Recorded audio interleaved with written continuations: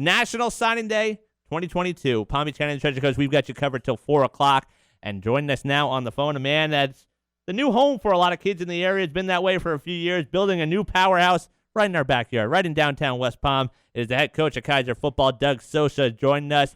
Coach, it's been a few years now at Kaiser. You're not the new kid in town anymore. How different is it, the fact that you guys are sort of established and everyone knows what Kaiser football is all about? Yeah, that's definitely refreshing. It's just it's been a couple of years now. We put some classes together, and I was just in there in a staff meeting, and just talking about our numbers. And prior years it's been 60, 70 guys, but now we're looking anywhere between like 25 and 40.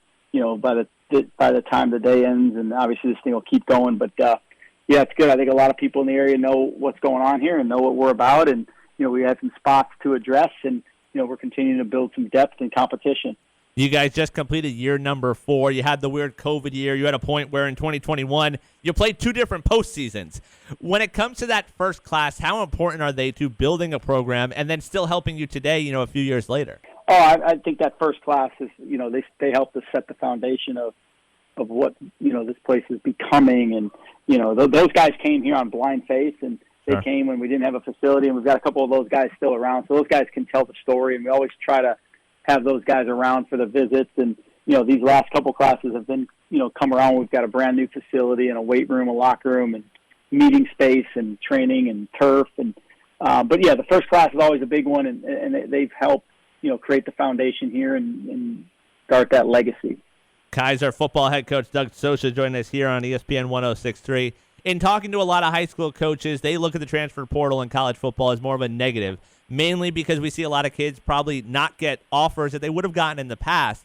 For your program, could you make the argument that it's almost a positive that some of these kids that aren't getting recruited like they used to because now they have a home in West Palm they can go and play ball at? I think you can definitely look at it that way. There's no doubt. And, obviously I've told every time I have a visitor, every time I visit a high school coach, I tell them, I don't envy their job right now because of the transfer portal, and there's less opportunities. And, it's just kind of where we are with college football right now. And, it's almost like a form of free agency. But for us, it's not really the model we're trying to do it with. We're really trying to sign, 90%, 95% of our guys are going to be high school guys that we want to develop.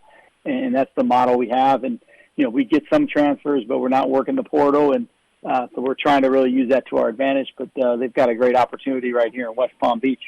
We were talking a lot earlier in the show about transfers on the high school level. Like there's a bunch of class of 23 kids that are getting big offers, but as we sit here in February, we don't know if we'll be watching them play football in the area come August.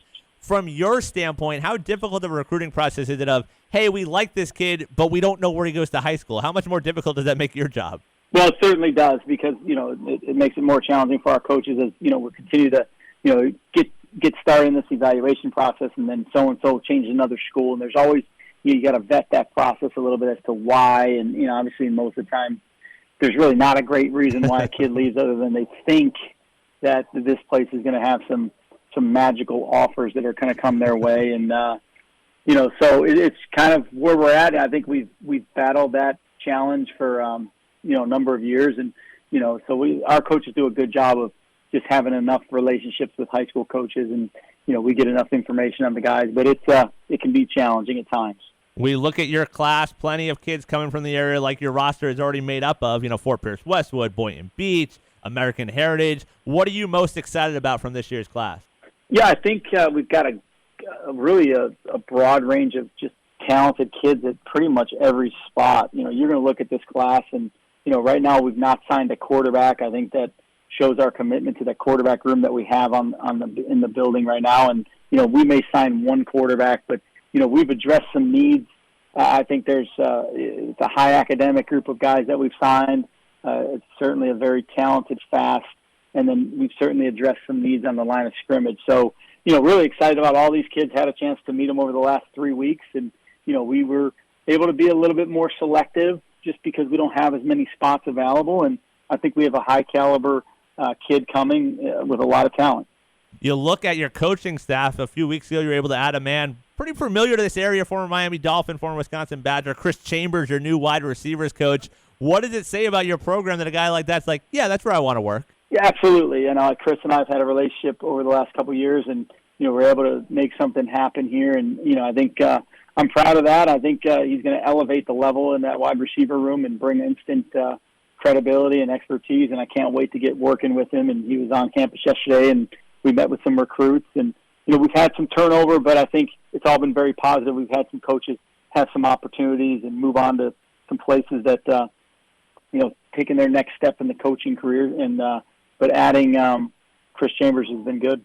And then speaking of staffs, we saw it on Twitter yesterday, Hawaii football announcing the addition of Cade Socha to their staff. Have you already volunteered to help with the move there?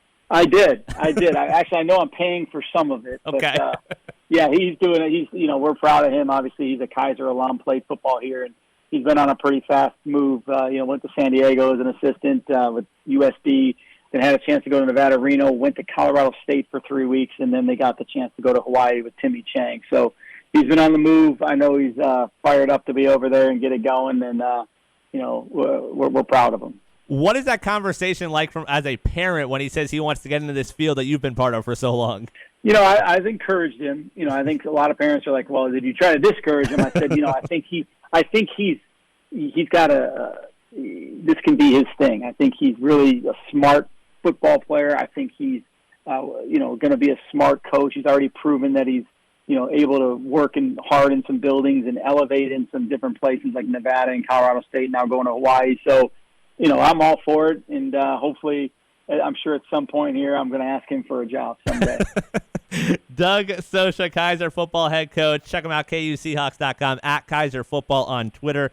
4 years in the book. Seems like they just got started. Coming off Final Four appearance a year ago, quarterfinals last year. Coach, thanks for the time. Best of luck this season, and congrats on a good class. Thank you very much. Appreciate you guys, Brian.